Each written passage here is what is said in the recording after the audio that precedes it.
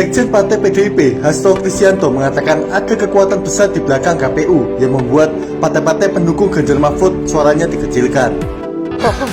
Semoga diberikan keadilan atas praktek-praktek kekuasaan yang tidak benar. Terima kasih. Terima kasih. Siapa yang menyebarkan foto-foto dan mengambil langkah hukum? Terima kasih. Kami semua menangis. Para kiai menangis. Ibu Megawati menangis. Kami tidak menyangka ada orang yang menggunakan cara-cara seperti ini karena kami mengenal Pak Aswarana sejak lama. PDI Perjuangan dikecil-kecilkan, P3 dikecil-kecilkan, siapa yang mendukung Ganjar Mahfud dikecil-kecilkan. Ada kekuatan besar yang di belakang KPU yang kemudian menggunakan Sirekap untuk merancang suatu desain melalui Quickcon yang diintercept. Ini ada bukti-bukti. Quickcon itu diintercept tidak hanya untuk Pilpres, tetapi juga untuk Pileg. Dan kemudian PSI dibesar-besarkan, sementara partai yang mendukung Pak Ganjar Mahfud dikecil-kecilkan. PDI Perjuangan dikecil-kecilkan, P3 dikecil-kecilkan, bahkan nanti bisa tercatat ini bahwa pemerintahan rejim saat ini akan menghilangkan sejarah Partai Ka'bah. Perindo dikecil-kecilkan, Hanura dikecil-kecilkan, siapa yang mendukung Ganjar Mahfud dikecil-kecilkan oleh manuver dari rejim yang ingin memperpanjang kekuasaan. Mas Hasto seperti token listrik, makin kecil makin berisik, makin habis makin berisik gitu kan. Ya kan buktinya Mas Hasto kan justru dekat-dekat sidang MK ini kan malah makin banyak muncul.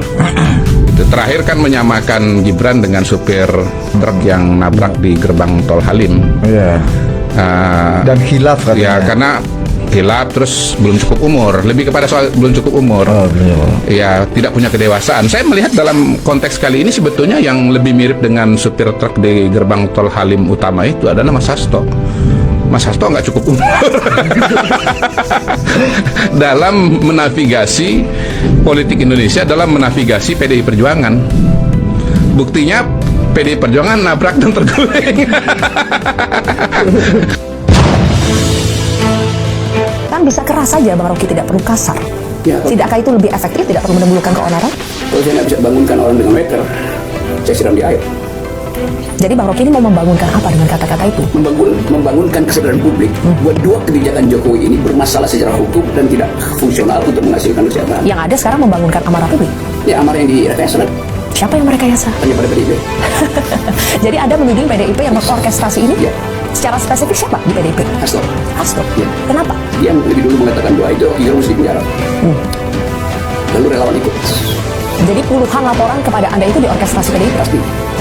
Pasti kan? Yes. Nanti kalau Anda dipersoalkan lagi atas pernyataan ini Bisa bagaimana? buktikan. Oke. Beliau kan bilang bahwa Pak Jokowi itu membakar rumah PDI Perjuangan. Kalau menurut saya yang membakar rumah PDI Perjuangan itu, dengan segala hormat ya, Mas Hasto. Kenapa kalau membakar itu dimaknai sebagai PDI Perjuangan suaranya turun ya, terutama di tingkat nasional, kemudian pilpresnya kalah. Menurut saya itu karena Mas Hasto sebagai aktor utamanya. Di tempat ini saya pernah mengatakan bahwa seandainya panglima perang pemilunya PDI Perjuangan itu pada tahun 2024 ini adalah Mas Bambang Pacul Halan, saya yakin ceritanya akan sangat-sangat lain dan sangat-sangat berbeda. Sekjen Partai PDIP, Hasto Kristianto, mengatakan ada kekuatan besar di belakang KPU yang membuat partai-partai pendukung Ganjar Mahfud suaranya dikecilkan. KPU ada kekuatan besar yang di belakang KPU yang kemudian menggunakan Sirekap untuk merancang suatu desain melalui Quickcon yang diintercept. Ini ada bukti-bukti. Quickcon itu diintercept tidak hanya untuk Pilpres, tetapi juga untuk Pileg. Pileg itu misalnya exit poll itu pernah menunjukkan bagaimana Gerindra setidak-tidaknya nomor 2. Lalu ada suatu upaya mengintercept Quickcon untuk pemilu legislatif sehingga akhirnya Partai Gerindra muncul ketiga. Dan kemudian PSI dibesar-besarkan, sementara partai yang mendukung Pak Ganjar Mahfud dikecil-kecilkan.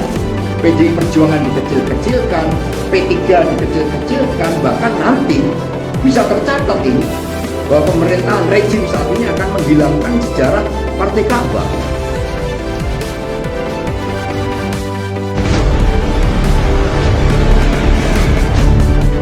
Mas Mas Hasto, Anda sempat katakan tadi bohong adalah strategi. Strategi, artinya gini, kebohongan seperti yang tadi Anda sudah jabarkan, berulang kali dilakukan, artinya bisa dikatakan gini, PDIP ketipu habis-habisan.